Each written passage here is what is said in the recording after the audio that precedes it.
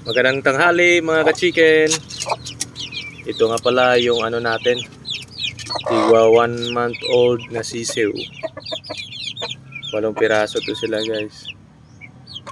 Ito sila, mga 1 month old pa lang yan. Pero ang lalaki na. Ang lulusog pa. Thanks to God.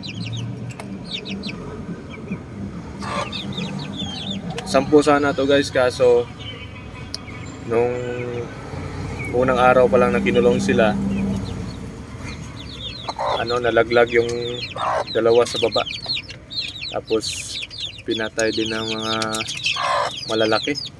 At tinuka ng tinuka hanggang sa namatay. Hindi kasi agad natin na kita, kaya namatay talaga yung dalawa. Medyo minalas talaga yung dalawang yun. Kaya ito na lang sila ngayon, 8 piraso.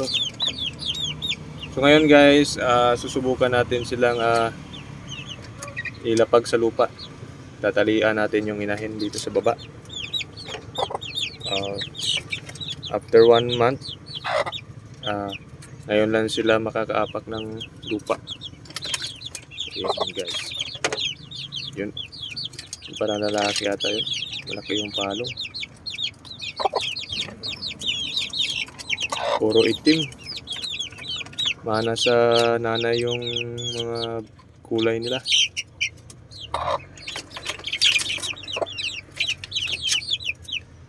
Yung inahin na to is lang to siya, pure native, or yung tinatawag sa amin Bisayang manok, or sa iba manok Tagalog or darag ba yun? Sa dito sa amin sa Mindanao, Bisayang manok ang tawag nito.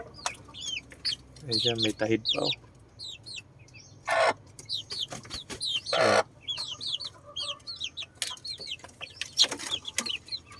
Yun. Bali, crossbreed na to sila guys. Native yung nanay. Tsaka yung tatay nila is yun, hulahano natin na pula, si Shanks. Yan siya guys, si red hair Shanks. 4 na kilo mahigit yan si red hair Shanks. Yun oh. Nice.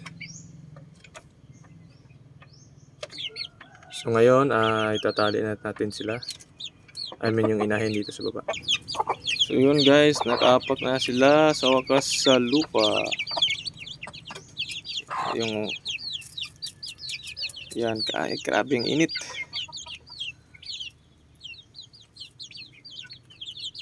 Yan sila oh.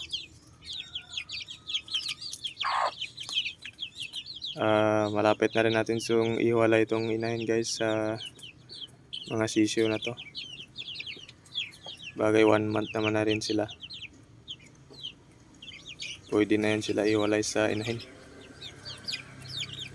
Medyo hindi late nga lang yung balahibo nila kasi nag-feeder picking sila. Tinutuka din nila yung balahibo ng kapwa nila. Ayan sila oh. Nanibago pa kasi ngayon lang nakaapak sa lupa. Ayan.